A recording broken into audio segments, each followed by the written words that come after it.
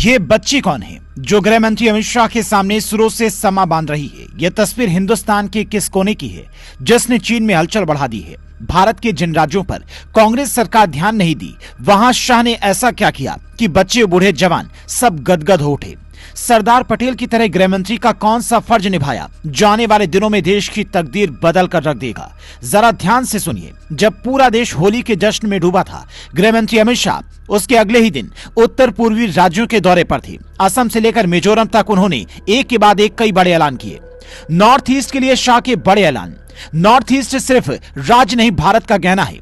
इन 8 राज्यों को अष्ट लक्ष्मी के रूप में जाना जाता है। 167 करोड़ की लागत से बनी लचित बरफुकन पुलिस एकेडमी का उद्घाटन करते हुए शाह ने कहा, यह देश की सर्वश्रेष्ठ पुलिस एकेडमी बनेगी।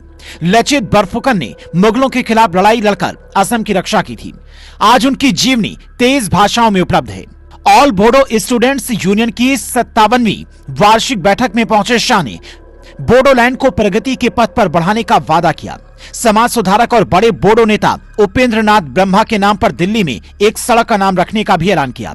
अगले 2 सालों में बोडो समझौतों को 100% लागू करने का वचन देकर शाह ने असम में न सिर्फ शांति का रास्ता तैयार किया, बल्कि शाह ने उस दौर को भी याद किया जब असम में उन्हें 7 दिनों तक जेल में रखा गया। वहां की पुलिस ने उन पर लाठियां बरसाई। असम में मैंने डंडे भी खाए हैं कांग्रेस सरकार के। साइकिया जी मुख्यमंत्री थे, हम नारा लगाते थे, आसाम की गलियां सुनी है, इंदिरा गांधी खूनी है, और हम पर गुवाहाटी में डंडे लगाए थे। 7 दिन मैंने असम की जेल की रोटी भी खाई है।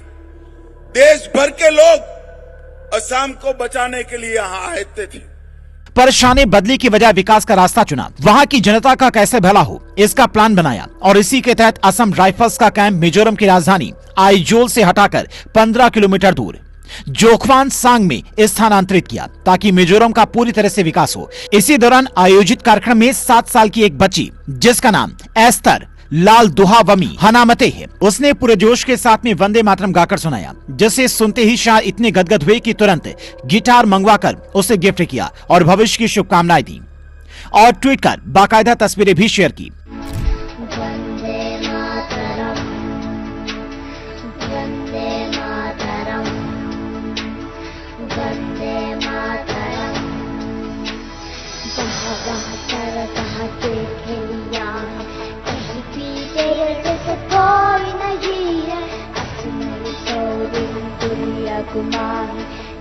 चाहे तेरे जैसा कोई नहीं, मैं गया जहां भी बस तेरी।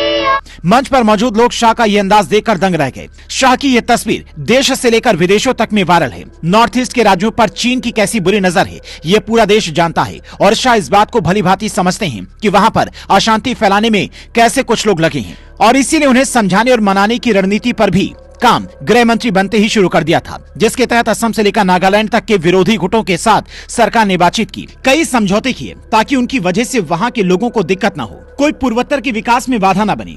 अगर ये काम पहले की सरकारों में किसी गृह मंत्री ने किया होता तो शायद शाह आज उससे आगे सोच रहे होते। आप शाह की इस दूरदर्शी सोच और तस्वीर पर क्या कहेंगे, कमेंट कर अपनी राय जरूर दें।